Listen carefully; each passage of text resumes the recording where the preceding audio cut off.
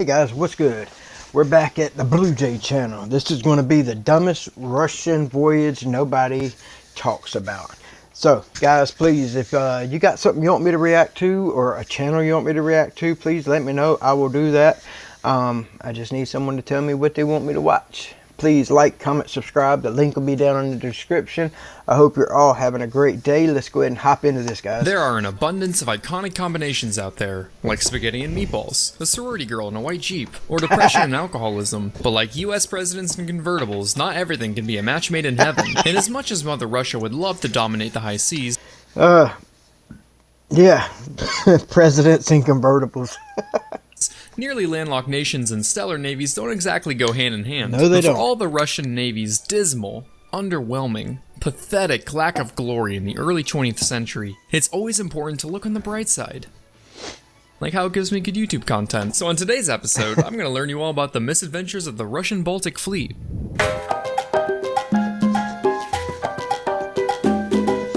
It always reminds me of Tom and Jerry when they're out on the island and they got, oh, they're not bongos, they're, you know, the thing, and the cat's playing it.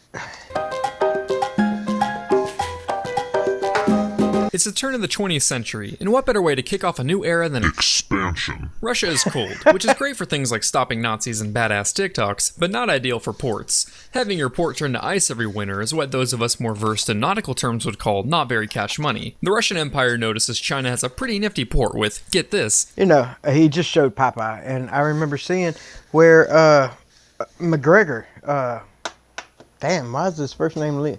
Conor McGregor is playing Popeye in a movie. I didn't know that until recently. warm water. However, there's this pesky little thing called a border in the way. But that's okay. China isn't European. It's not a real country. So Russia takes control and gets the Qing to lease on the port. Japan doesn't like what they see, so they meet with Russia and are all like, Hey, I wouldn't like it either. vodka boy, invading China is our thing. but Russia won't share, leaving diplomacy dead in the water. But that's okay. The new DLC just dropped and everyone's just itching to try out their new toys. So the Japanese attack Port Arthur, kicking off the Russo-Japanese War. Fast forward a few battles and the Russians are losing pretty badly. So the Tsar authorizes quite the preposterous proposal of sending the Russian Baltic Fleet to reinforce the East. And you may be wondering, but BlueJay, Well, if that czar was as good as our last border czar, please guys, tell me, when did we start talking about a border czar? Is that something the smart Democrats come up with? Let's give it a Russian name for a leader. Like, why are you doing Russian? What about English? Why are you giving them czars? Why? Since when do we have czars in America? I never knew we had a czar until Kamala Harris.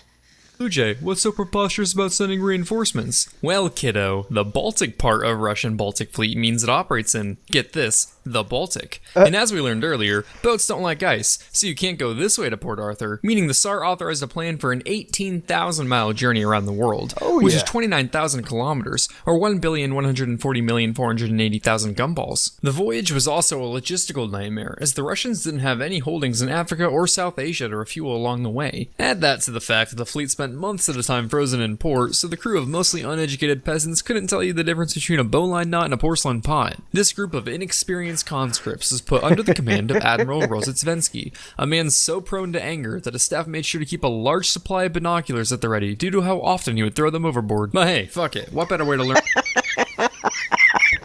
Have a whole case of binoculars on board because he would throw. than a trial by fire, right? So they set sail on their epic quest to turn the tide of the war and bring glory to the motherland. And immediately the flagship runs aground and a cruiser loses his anchor. While they wait. Oh shit, this dude cracks me up. I don't know if it's his voice or the bird or what it is, but I love it. Glory to the motherland.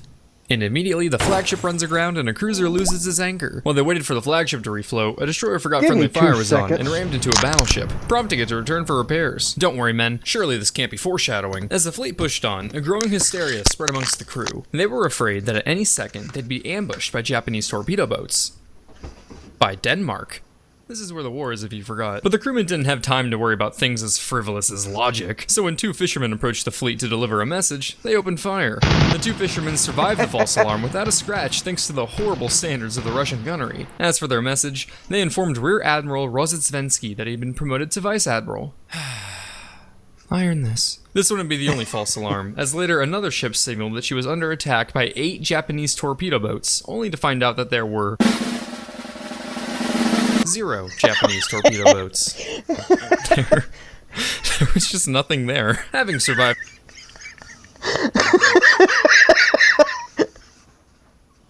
Are you serious, man? Come on now. the Baltic, our heroes made their way towards Britain, where they encountered a small group of fishing trawlers at Dogger Bank.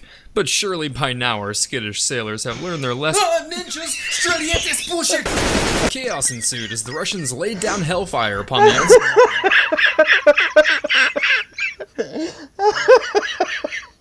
Oh shit.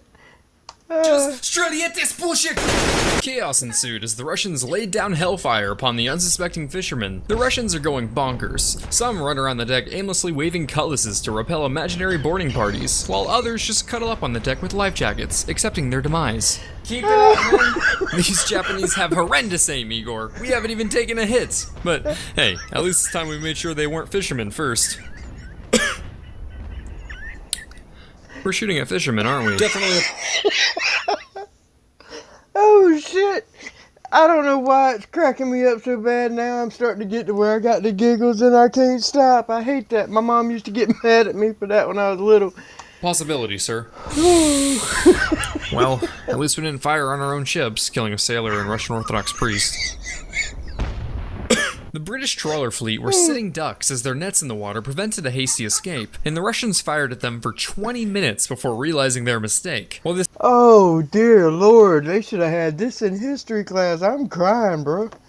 Wow. sounds like the setup for a massacre, you forget our heroes are about as effective as a guy holding a fish on Tinder, sinking only 1 trawler and damaging 2 of their own ships. The battleship Oriole really Oh my God, and Russia is the second superpower, I don't know about now since the Ukraine war, that doesn't have a navy but has taken out Russia's navy. That's amazing. Wow, if this is our competition. captured the spirit of a TikTok pickup artist, reportedly shooting 500 shots without scoring a single hit. 2 fishermen and 2 Russians died in the mayhem, so at least the survivors can brag at the local pub that they tied with the Russian Navy. This event became known as the Dogger Bank incident and nearly ignited a war between Russia and Britain. The Brits just settled for revoking their access to the Suez Canal, forcing the Russians to make a slight tweak in their course. The slow, coal-powered fleet made its way towards Africa, attacking more civilians and cutting underwater telegraph. Now they gotta go all the way around the bottom of Africa. Holy shit. This is hilarious. Cables along the way. They met up with some German supply ships to refuel due to the aforementioned lack of African holdings to make port. What nice friends, those Germans. I'm sure their relationship will last. Africa's pretty big, almost as big as my self-loathing, so they took on double loads of coal and kept giant piles of the stuff just sitting on deck. Definitely the kind of thing to land you an EPA audit. But it's not like any sailors were going to die from black lung, except for the ones who did. Morale is low, so the Russian crew decides to lift their spirits by treating themselves to the exotic pets of Madagascar. Alright men, you all can... Hey, Igor, stop sniffing glue for a second, buddy. You all can go ashore and pick out one thing to bring back with you. Nothing too crazy, like snakes or crocodiles. What did I say? Sir, I can explain. Watch it throw back the shot of Tito's. The ship became a floating zoo as the crew brought on a bunch of animals to roam the deck freely, including a crocodile and a venomous snake, which apparently took a Dude, what are you doing here, man? I mean, come on. liking for vodka. Panic followed shortly when the snake wrapped itself around guns and bit a commanding officer. One sailor gifted the admiral a parrot, which soon took after his rather extensive vocabulary of Russian curses. The flagship soon became overrun with chameleons who would frequently go missing due to their ability to seamlessly camouflage. Hey Igor, have you seen Comrade Camo? I can't find the little guy anywhere. No, I don't think so. Have you seen him private? Yeah, I don't think he's seen him either. But a good zoo isn't complete without an underwater exhibit. And luckily for them, the cooling plant on their refrigeration ship broke down, forcing them to dump all their meat into the ocean and giving them a nice following of sharks. At one point, the fleet was holding one of many funerals for a sailor who died of illness. During the ceremony, the Kamchatka fired a gun salute. Excellent work, gentlemen. Hey, say, you boys did make sure to load blanks, right? Yes, sir. Yeah. Igor, you're looking kinda pale there, buddy. After some more shenanigans, like foiling a mutiny and receiving a shipment of fur boots and coats instead of ammo, Admiral Rozhetsvensky realized that they were approaching Japan. Of course, I would drink my drink right when he's about to say something so stupid. Ah, shit, that's right, I didn't train them. So he decided to run some gunnery practice on a stationary target. Miraculously, our group of misfits managed to score a single hit on the ship towing the target. Bye, Hank. Potato, potato. At long last, the Baltic fleet closes in on Japan, approaching the Tsushima Strait during the night. The fleet extinguishes their lights to maintain stealth, all except for the Orel, which, as a hospital ship, kept them burning in accordance with the rules of war. The Orel comes upon a Japanese ship in the dark. And finally, after an extensive list of false alarms attacking fishermen and merchants alike across half of the high seas, they come across an actual Japanese vessel and determine it to be Russian. So they use their lights to communicate with Jesus. it.